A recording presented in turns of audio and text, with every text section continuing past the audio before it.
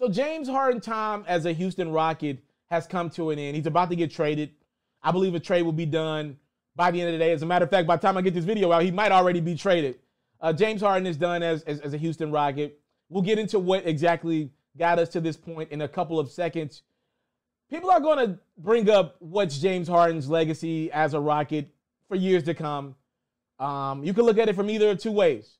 This dude was traded from the Oklahoma City Thunder. He was a sixth man at the time, and he's worked his way not only into the greatest player in the game conversation, but he's been a perennial all-star. He's got an MVP award. He's usually in the MVP conversation. You can look at this man's tenure as a Houston Rocket as a complete success. A guy that was expected to be good, but he turned into great. And the Rockets, for pretty much most of his tenure in Houston, they've been able to depend on this man to be available for his team night in, night out. Because at the end of the day, your best ability is availability. So a lot of people will look at James Harden's tenure in Houston as a success. Then there's the other side. James Harden has played with multiple Hall of Famers. And the difference between Harden and a lot of guys who play with Hall of Famers is Harden caught a lot of guys on the tail end of their prime. He caught Dwight Howard in the tail end of his prime. He caught Chris Paul on the tail end of his prime. He caught Russell Westbrook on the tail end of his prime. And not to mention, obviously, this dude caught Kevin Durant and Russell Westbrook heading into their prime. Now, I'm not going to be critical of Harden with the KD and Russ thing because I just think all those gentlemen were young. They all needed the basketball, but the problem is it was only one basketball. I think the Thunder mismanaged that one, though. I would have kept James Harden in OKC if I had it my way and let them figure it out on the court. But, you know, James has played with a lot of talent. You know, he's playing with John Wall right now. I don't know if John Wall gets into the Hall of Fame, but if he keeps playing, you know, for the next 10 years, that's possible. And John Wall's in his prime right now. He's played with a lot of talent, but there's been minimal success. You know, he had 1 year where he had a legitimate chance at winning the championship. And unfortunate for James Harden, that was the year Chris Paul went down with a hamstring injury. But let me be clear. That run that the Rockets were on, that run was started and it was led by Chris Paul. Now, I'm gonna give James a little bit of slack for the Chris Paul era because part of the problem with CP3 was he couldn't stay healthy in the regular season. Like to make it to the playoffs, you got to get there. Like you got to win enough games in the regular season. And Chris wasn't healthy. Like if the Rockets would have gotten the CP3 of last year with OKC or the CP3 of this year with the Phoenix Suns, the Rockets probably would have been champions right now. But the fact that Chris Paul was injured all through the season, it ran right into the playoffs, into Game 5 in the conference finals against the Golden State Warriors, and when Chris Paul pulled that hammy right at the end of the game. And that was that on that. So if James would have just gotten the one finals appearance, I think his legacy changes dramatically. But that didn't happen. So let's get into what happened over the last few days. What I'm hearing is that James Harden has been an absolute abysmal teammate to play with over the last week. It hadn't been good all season. James has not been committed to that team. And let me just tell you guys, for somebody who covers the NBA night to night, meaning I watch a lot of basketball every single day, let me be clear with you guys. James Harden has been pounding all year. We're only 9-10 games into the season. Harden ain't want to be there. What I saw the other night, which was so alarming, as the Rockets lost to the Lakers, and this is the first time around, James didn't want to take the ball out of bounds inbound, right? He didn't want to be the inbound guy. He stopped doing it. Because he was under the basket because he's not playing a lot of defense. Like he's just kind of lollygagging around the rim trying to get rebounds so he can automatically get the ball, so he can not pass it on offense. But James is under the rim in position to get rebounds, but when the Lakers were making so many shots the other night, there wasn't a lot of rebounds to get. So the ball was going through the net. And when the ball was going through the net, you got John Wall, the quote-unquote point guard of this team, looking for a guy to inbound the ball. Every time Harden is right in front of the ball, he's just like, man, somebody else go do it. I'm going down court. Matter of fact, give me the damn ball. Matter of fact, John Wall, you go do it, and you give me the damn ball. Let me run the offense. That's what he was doing the other night. That happened a couple days ago. Multiple reports out of Houston are saying Harden has been abysmal for the last week. He had enough. And he looks very overweight, by the way. Now, this thing hit its pinnacle last night as the Houston Rockets got blown out by the Los Angeles Lakers for a second straight game. And James Harden went to the podium after the game, and I don't want to misquote the brother, so we'll paraphrase it here. He said the situation in Houston is crazy right now. That was his words. He pretty much said he wanted out of Houston. He said he gave Houston all he had, but he wanted a new beginning. Now, it's one thing for Harden to do that before the season, behind closed doors with management. They try to work out a trade. It didn't happen. Get it done when they can. It's another thing for him to do that at the podium with the media. Because you got to understand, how do we get to that point?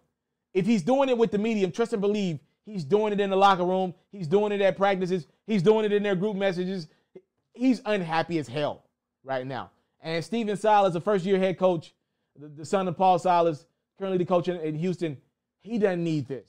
And to be real with you guys, I think the Rockets would be a lot better without the services of James Harden. I've just been watching that team play. Those guys are playing hard. DeMarcus Cousins is playing his ass off right now. John Wall has been playing his ass off. They got some young guys that have been balling out. Christian Wood, I mean, he came over from Detroit in free agency, balling. He actually has good chemistry with Harden, which makes it so bad. Christian Wood is one of the best teammates that Harden has ever had. His game literally complements James Harden's game to a T. And James don't want to give it a full committed go. I'm talking about mentally, physically, because he looks 25 pounds overweight. Nothing.